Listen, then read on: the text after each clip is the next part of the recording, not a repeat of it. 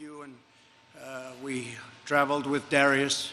He's a great chief executive. He's a great businessman. Done a tremendous job with your company. But I'm thrilled to be here in the fantastic state of Arizona. I love Arizona.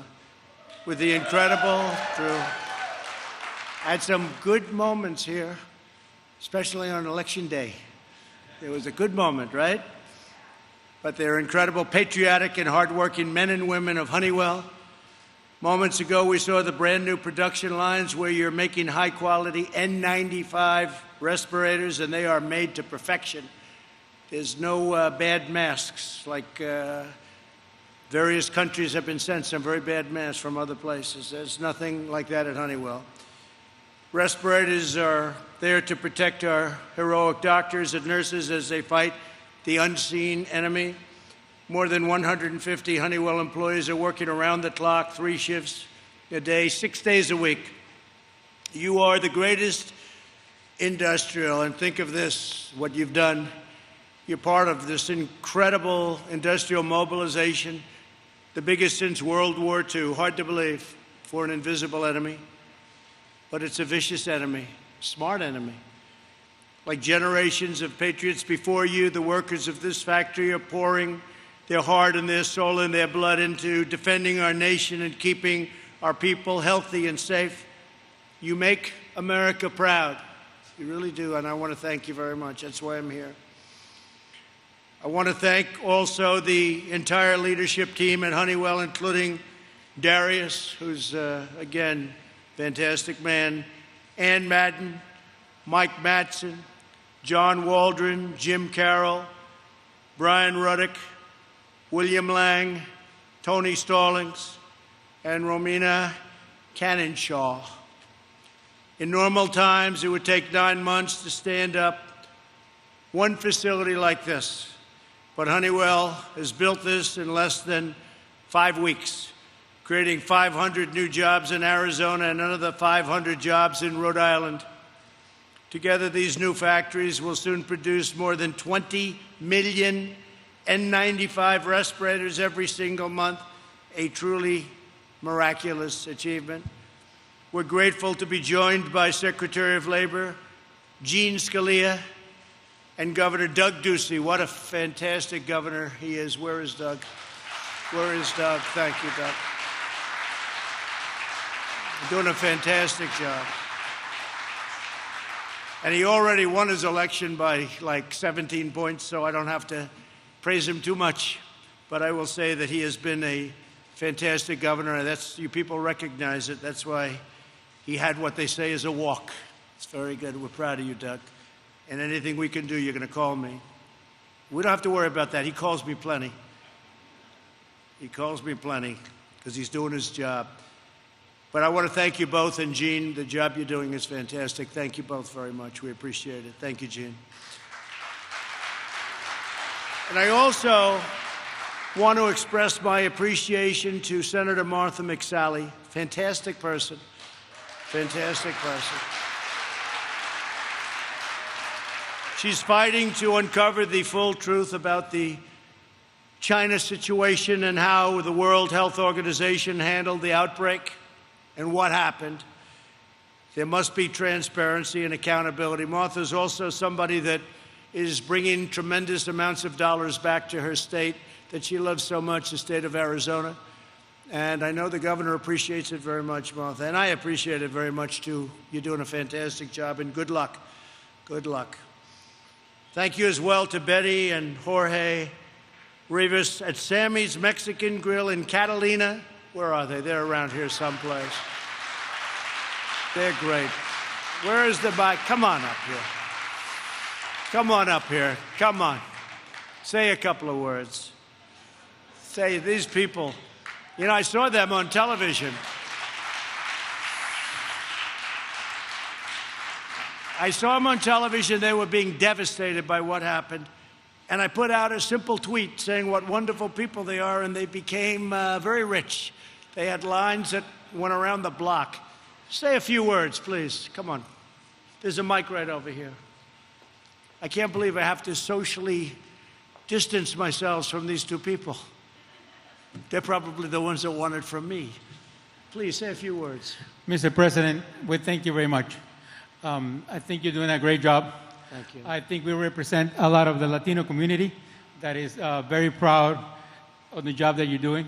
And I think most of us, all of us, all the Latinos are going to vote for you because we think you're doing, like I said, a very good job. And I thank you for all the support that you're giving us. And my wife and I are very happy. And what else can I say? Thank you. I really appreciate it. That's beautiful. Go ahead. Oh, that's nice. Would you like to say it? Go ahead, please. Yeah, you can pull that down. Muchas gracias, señor presidente. Estoy muy contenta y feliz.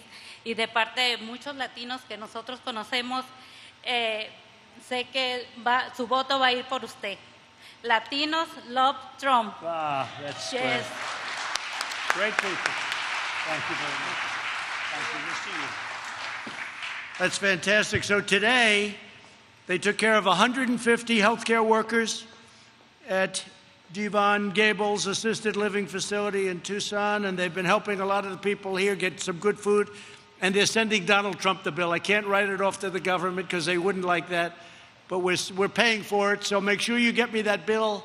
But we have, they are just two terrific people. Again, I saw them on television, and they were having a rough time, and now they're doing great. Everybody knows who they are, and they have lines of people wanting to get in. Food is supposed to be fantastic. To defeat the virus, we are harnessing the unrivaled power of American industry. We're using the Defense Production Act to manufacture over 100,000 additional ventilators on top of our fast-growing national supply. We've mobilized our country. Ventilators are very hard to make, very complex, big, very expensive. And we are now at a point where everybody in this country that's needed a ventilator, right, Doug, has gotten it, especially here in Arizona, everywhere. And Doug's had some extra ones, and he sent them to other places where they needed some help. But we have gotten ventilators to everybody, and now we're actually helping other nations, and we're using them for stockpiles in case this horror show ever happens again. But not a single American who's needed it. I mean, I'm so proud of that. Because when we started with, I use the expression, the cupboards were bare. That means ventilators, and it means a lot of other things. So we're doing something very dramatic, and there hasn't been anything like what we've done since there's a mobilization since World War II. We've dramatically accelerated development of new therapies and potential vaccines, Johnson & Johnson, Oxford, great places, and we have 90 clinical trials underway and hundreds more on the way, and something's going to happen. Tremendous progress is being made. I don't want to talk about it until it's there. We don't want to talk too soon, but I will say, Doug, they really are. They're really, Darius, they're really making progress. You know some of the companies. They're great companies. You know the Johnson & Johnson folks have been really fantastic. They want to get to it fast. So we'll see how it all comes out, and we'll all know very soon, and I think it's going to be a very positive event. Through FEMA, HHS, and our private sector partners, we're equipping our frontline medical workers with more than 70 million N95 respirators, 112 million surgical masks, 7 million face shields, 18 million gowns, and nearly 1 billion gloves. Today, we hear from a few of Honeywell's extraordinary workers who are leading the charge to equip our healthcare heroes and marshal our manufacturing might. That's what it is. It's a manufacturing might that we haven't seen for a long time. Bruno Aguinaga worked at another company for 22 years, but he jumped at the chance to support America and America's war against the virus right here at Honeywell. He's wanted to work at Honeywell always, and he had his chance. Now he is a first-shift team leader. Bruno, please come up and say a few words. Bruno?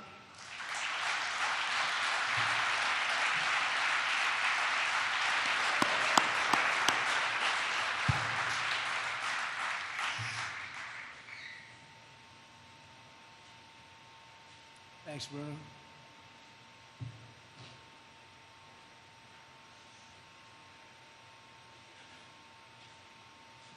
First off, we want to say thank you, Mr. President, from the Aguinaga family. Good. Folks, so I'm here today to just kind of let you know a little bit of my background and the company that I left to support the N95 mask and the fight against COVID-19 with Honeywell. I was employed with Boeing for 22 years out in California, relocated out here in Arizona. Got a little chance to work with the folks out in Boeing Mesa on the Apache helicopter as well. It's when I resigned with the Boeing company after so many years to be a part of the Honeywell team. Here at the Honeywell team, they treat you right. It's great culture, great people. Mr. President, God bless America, right? Thank you. Thank you, Bruno. Great job. Thank you, Bruno. Appreciate it. Thank you very much, Bruno. And the next time I'm here, I think we'll shake hands and we'll hug each other with the job he's doing. Okay, Bruno? Thank you very much. Ursula Warner is a proud Air Force veteran who courageously served her nation in Afghanistan and all around the world. Now she is continuing her legacy of service right here in Phoenix. Ursula, please come up and tell us how you chose Honeywell and why did you do that?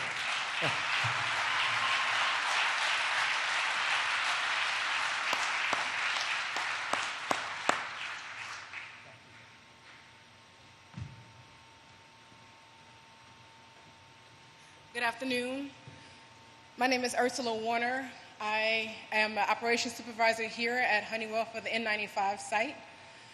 I have spent over 20 years serving our country, the United States Air Force. Thank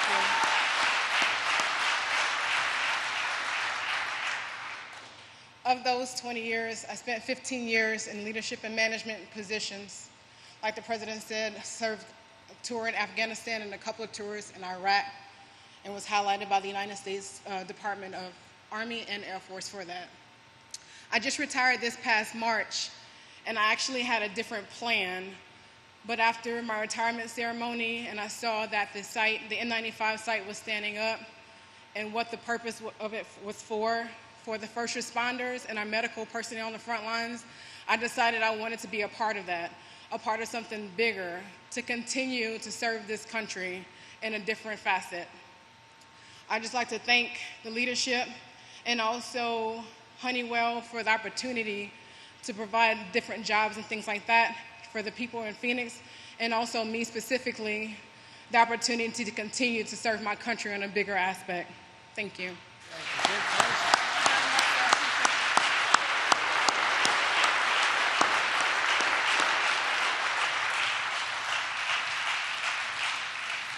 She was retired for about 2 days. Retired. Look how young you are. Retired. Thank you very much. Great job, Ursula. Eric Parks is a Marine Corps veteran and the operations manager at Honeywell's new facility. This is a highly personal mission for Eric. His mother is a nurse. His mother-in-law is a nurse. His brother is a paramedic, and his daughter is about to start her first year of medical school at the University of Arizona. That's one of the great schools. Eric, please come up, please. Thank you.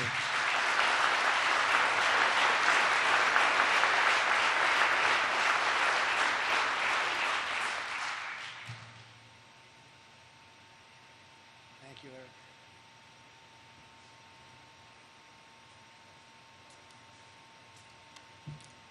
Good afternoon, ladies and gentlemen. My name is Eric Parks, and like Mr. Trump said, I am the operations manager here at this facility. First and foremost, I'd like to thank Mr. Trump for giving this nation the resources, leadership, and guidance that we've needed to navigate through these unprecedented times. Thank you. Thank you very much. Secondly, and more personally to me, I want to thank Honeywell for giving me the opportunity to serve my country again. It fills me with pride to know that the masks that we are going to be producing off of this facility are going to go to first-line responders to help them combat the war against COVID-19. Like Mr. Trump said, this is very personal for me. My mother is a nurse. My mother-in-law is a nurse. My brother is a combat veteran and a paramedic in Tucson, and my daughter has decided that she too is going to carry forward the family tradition of serving. The black shirts that the team down here is wearing says, "The future is what you make it." And I am very honored to be a part of the team that is going to make the future safer, not only for my family, but for many others as well. Thank you. Thank you.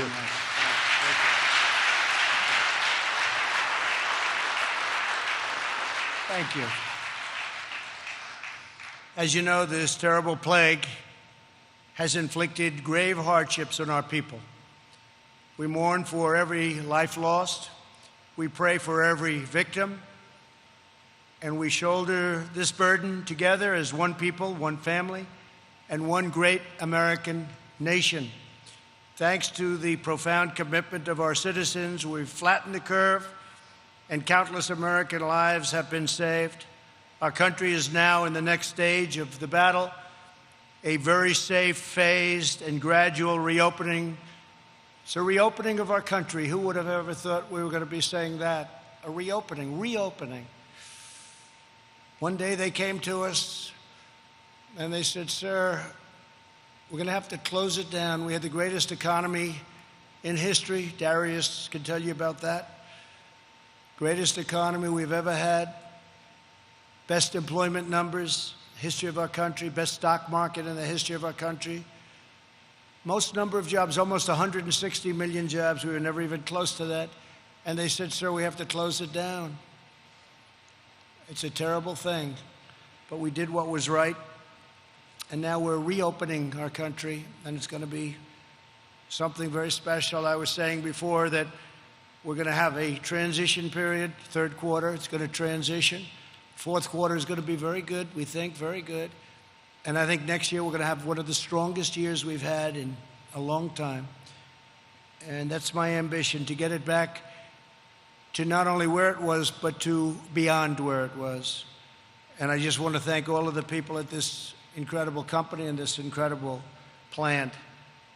This pandemic has underscored the vital importance of reshoring our supply chains and constructing a powerful domestic manufacturing base. I've been talking about that for a long time. Oftentimes you'd see a plant like this in a different country doing the work you could be doing, and you'll do it better. The United States declared its independence nearly 250 years ago, but in recent decades, Washington politicians allowed our independence to be offshored, outsourced, and ceded to foreign countries. But we're taking it back, and we've been taking it back. And you look at our job numbers, you knew that we were taking it back. When we got up to almost 160 million, something had to be happening. One of the things that happened was we were taking it back. We know it matters where something is made, and we want essential medicine, supplies, and equipment to be manufactured, produced, and made right here in the good old USA. My administration believes in two simple rules: buy American and hire American. In the 20th century, Honeywell workers helped make America the world's greatest manufacturing superpower. This is a great company, and it played a very big role.